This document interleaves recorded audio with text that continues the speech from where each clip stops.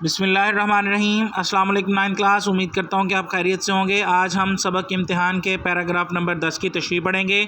اقتباس ہوگا، میں نے قلم اٹھا کر لکھنا شروع کر دیا، یہاں سے لے کر سر پر ہی کھڑے رہتے تھے یہاں تک۔ سب سے پہلے ہم حوالہ متن لکھیں گے، اس میں ہم تحریر کریں گے سبق کا عنوان امتحان، مصنف کا نام مرزا فرحت اللہ بیگ، صنف مضمون ماخذ مضامین فرحت۔ اس کے بعد خط کشیدہ الفاظ کے معنی کی ہیڈنگ دیں گے، اور خط کشیدہ الفاظ کے معنی آپ لائن لگا کر بھی لکھ سکتے ہیں اور لفظ کے سامنے 2 ڈاٹ لگا کے بھی اس کا معنی لکھ سکتے ہیں۔ اصول، قاعدہ، قانون، رائے، تجویز، مقنن قانون بنانے والا، قانون دان، تجویز رائے، پابند کرنا، لاگو کرنا، عائد کرنا، لازم کرنا، نگاہ، نظر، دید، تاڑ گئے، تاک گئے، جان گئے، بلا مصیبت، ناگہانی اچانک آنے والی، بلائے ناگہانی اچانک آنے والی مصیبت۔ اس کے بعد تشریح کی ہیڈنگ دیں گے، مرزا فرحت اللہ بیگ اردو کے نامور ادیب تھے، ان کا طرز تحریر سادہ اور پرلطف ہوتا تھا۔ امتحان ان کا تحریر کردہ ایک ایسا مضمون ہے جس میں وہ امتحان کے اثرات، اس کی اہمیت اور دوران امتحان پیش آنے والے واقعات کو خوش اسلوبی سے بیان کرتے ہیں۔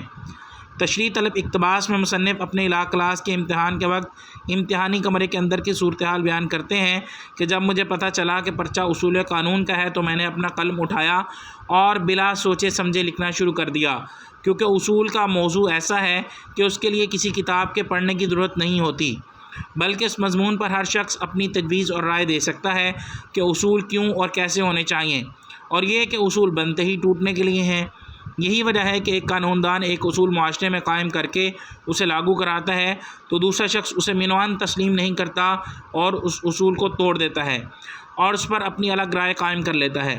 چنانچہ اسی وجہ سے ہم اپنی تجویز کو کسی دوسرے کی رائے یا تجویز کا پابند نہیں کر سکتے۔ اس وجہ سے میں نے اصول کے متعلق خود سے لکھنے کی کوشش کی، ساتھ ساتھ اپنے ساتھ والے سے بھی کچھ پوچھنے کی جسارت کی، اور نگرانوں اور گارڈ کی نظروں سے محفوظ رہنے کے لیے ادھر ادھر بھی نظر گھماتا رہا۔ کسی دانا کا قول ہے، دوسروں کو دھوکہ دینے والا در حقیقت خود کو دھوکہ دے رہا ہوتا ہے۔